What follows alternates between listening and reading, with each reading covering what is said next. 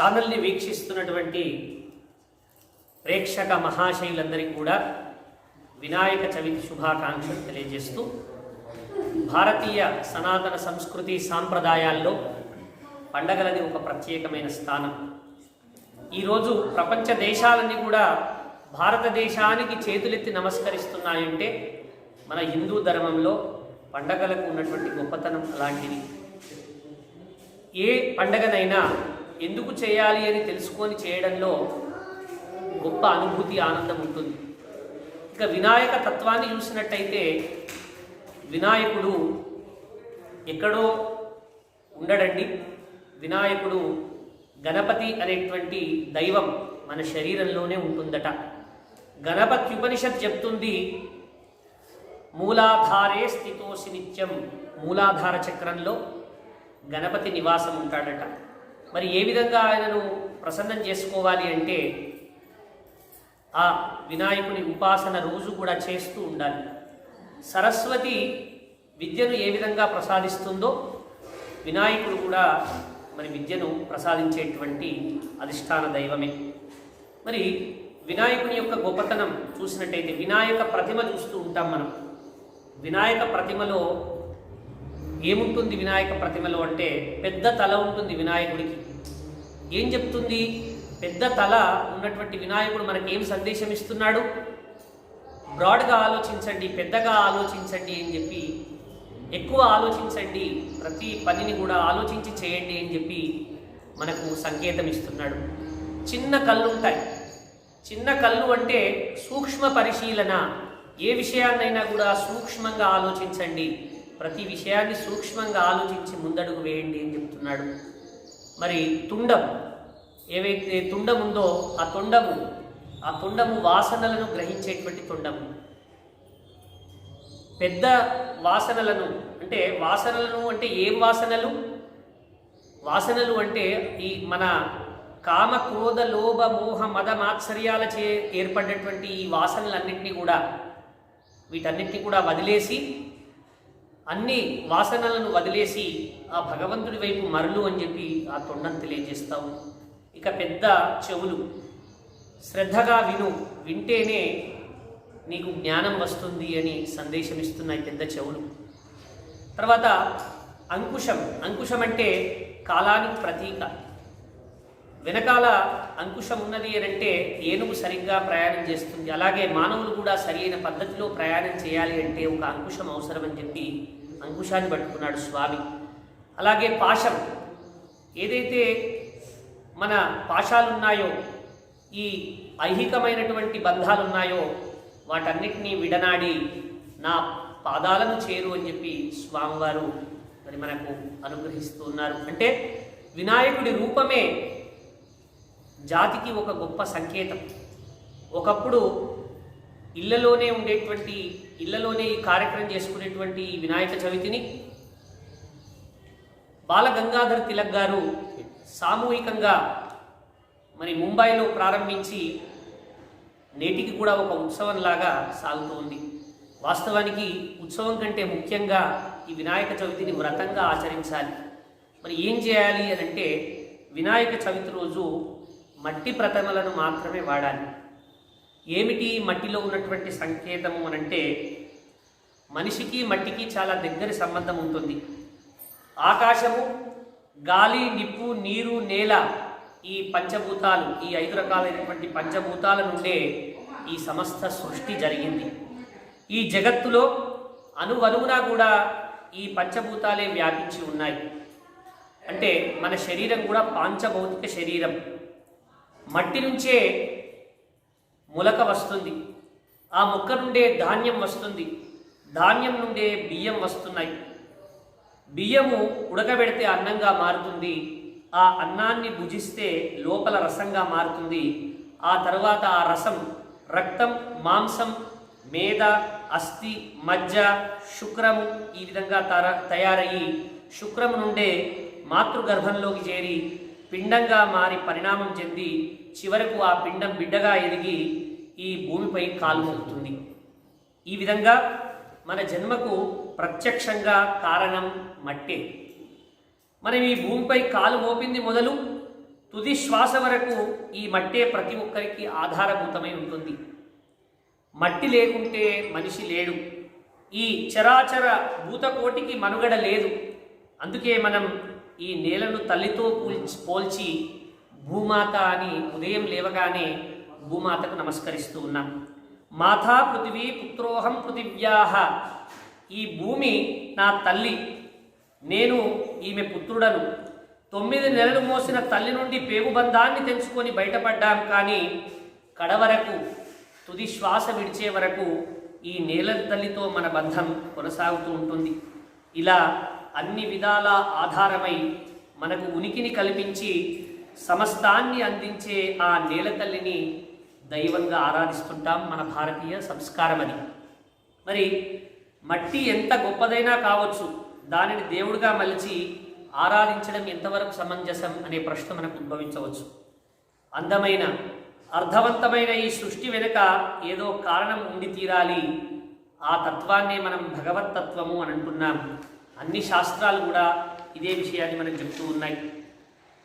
భగవంతుడికి అజాయమానో బహుదా విజాయతే, ఆయన జన్మించినటువంటి అవసరం లేదు, గతించాల్సినటువంటి అవసరం లేదు. సర్వవ్యాపకత్వము ఉన్నటువంటి వారు, అలాగే సర్వరూపాలు ఆయనే. ఆయనకు ఒక రూపం అంటూ లేదు. ఏ రూపంలోదైనా భగవంతుణ్ణి ఆరాధించవచ్చు.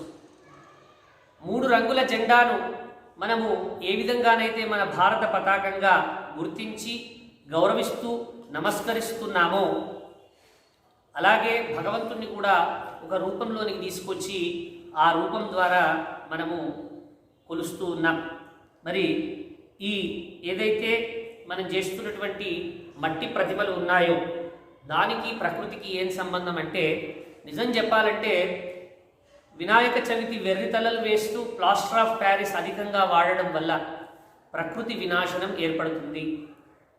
జలాల్లో ఉన్నటువంటి ఆ జలచరాలన్నీ కూడా నశించిపోతూ ఉన్నాయి.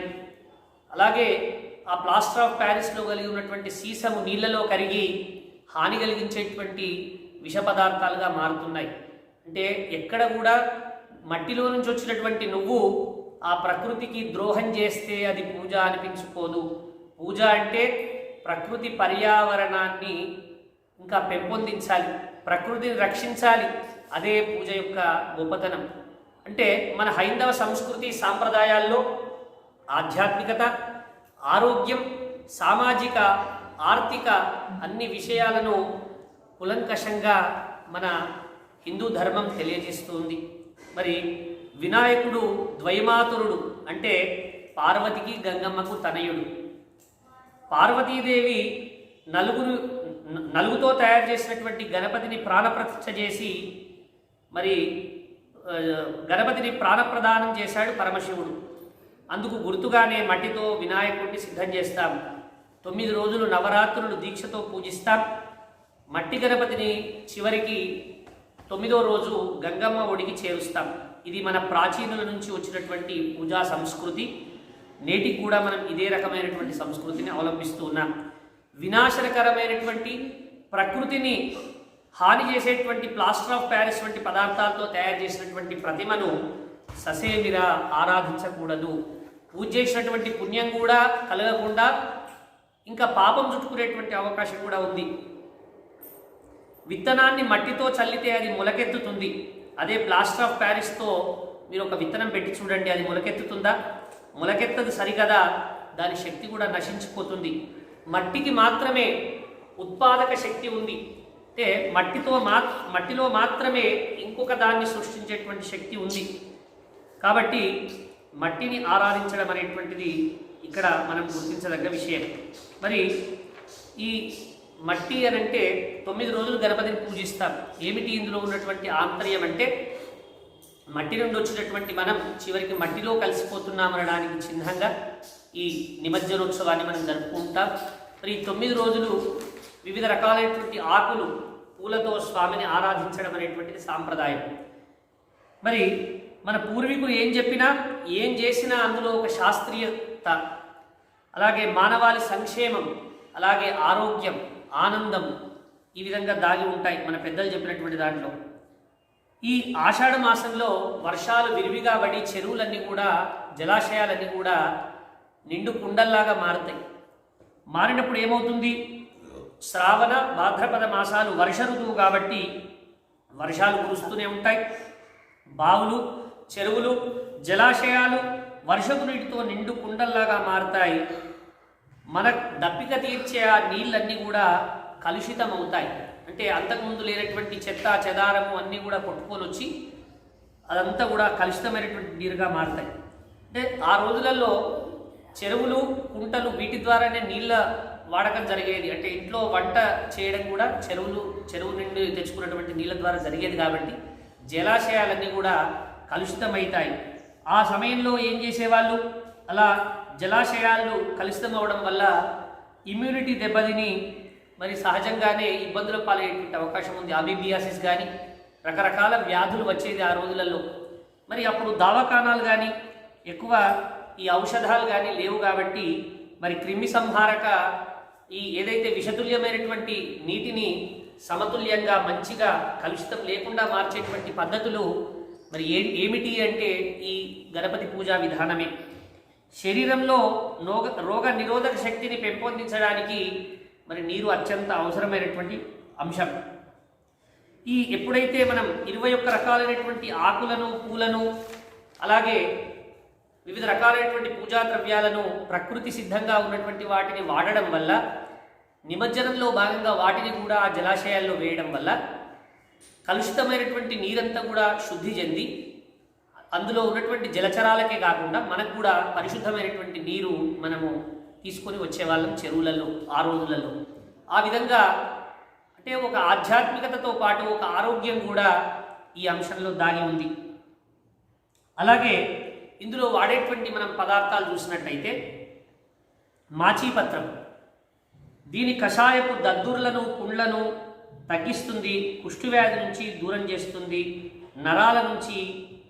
నరాలకు మంచి పుష్టినిచ్చి ఔషధ గుణంగా పనిచేస్తుంది.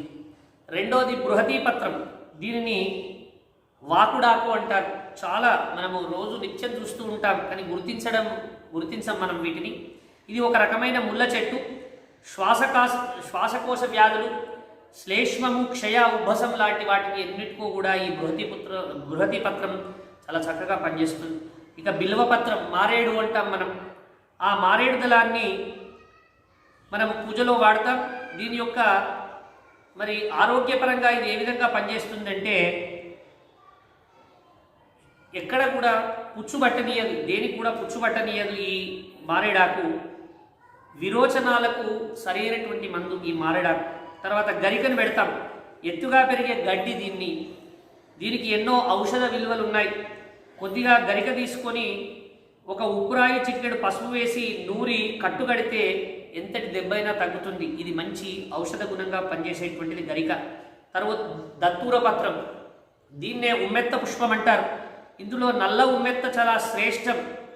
వీటి ఆకులకు ఆముదం రాసి దీపపు సెగ చూపి ఆ వెచ్చదనంతో వేడి గడ్డలపైన, పుండ్లపైన ఉంచితే వాటన్నిటిని కూడా హరింపజేస్తుంది ఈ దత్తూర పత్రం.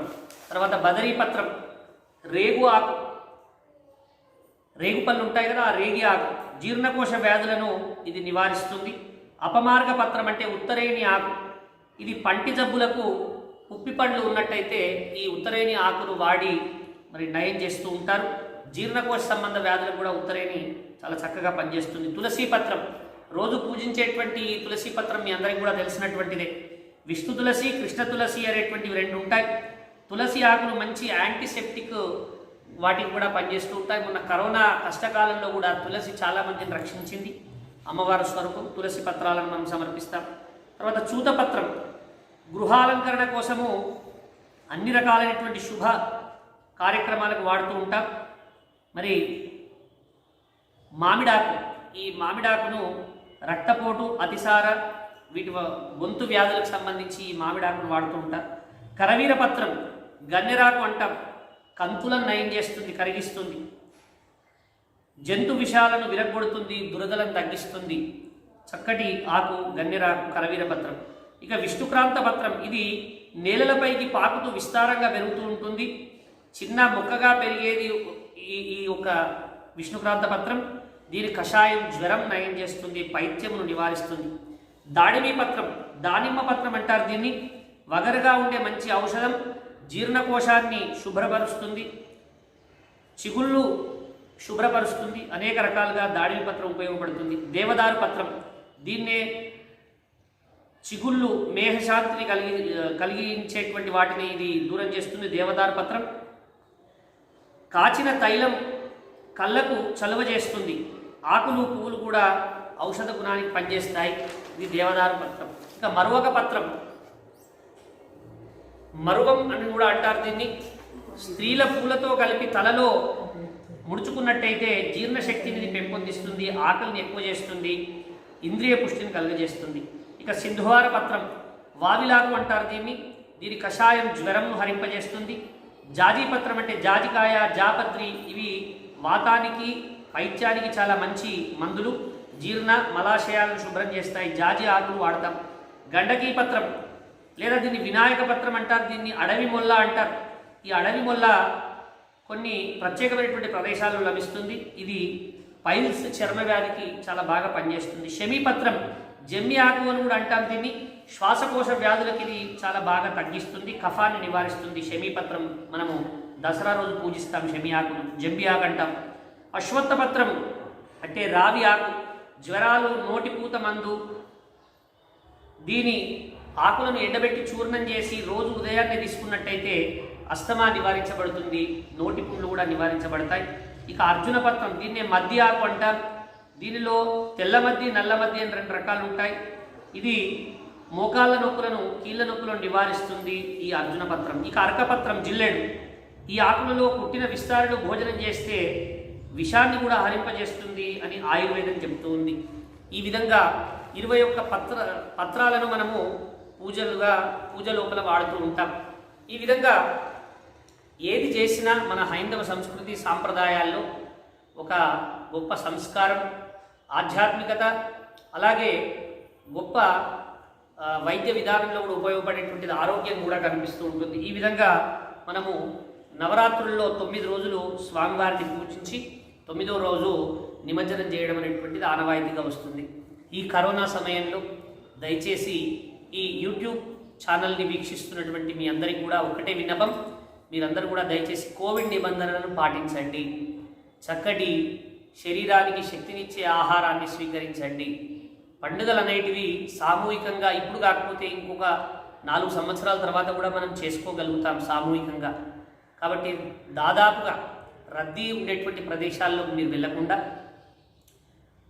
ఆ వినాయకుడిని ఇంట్లోనే పూజించుకుంటూ, ఇంట్లోనే స్వామివారి నామాలు చదువుకుంటూ మరి ముందుకు వెళ్ళాల్సిందిగా మీ అందరికీ కూడా, ఈ ఛానల్ను వీక్షిస్తున్నటువంటి ప్రేక్షకులందరికీ కూడా నమస్కరిస్తూ తెలియజేస్తూ ఉన్నా. సర్వే జన సుఖినో భవంతు. ఒక్కసారి ఆశీర్వచనాన్ని ఇవ్వవలసిందిగా కోరుతున్నాను.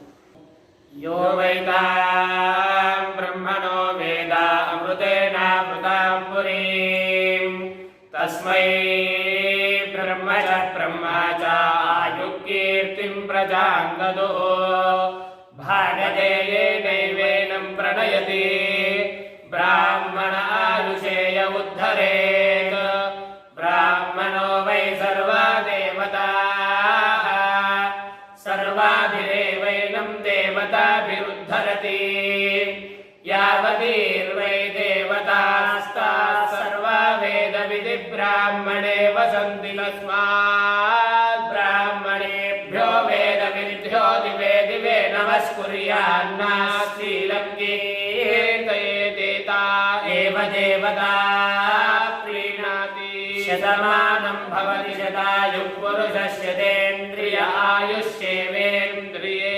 प्रतिष्ठति। स्वस्ति मंत्रार्थ परिपूर्णम् आयुष्यावृद्धस्तु सर्वे जनाः सुखिनो भवन्तु।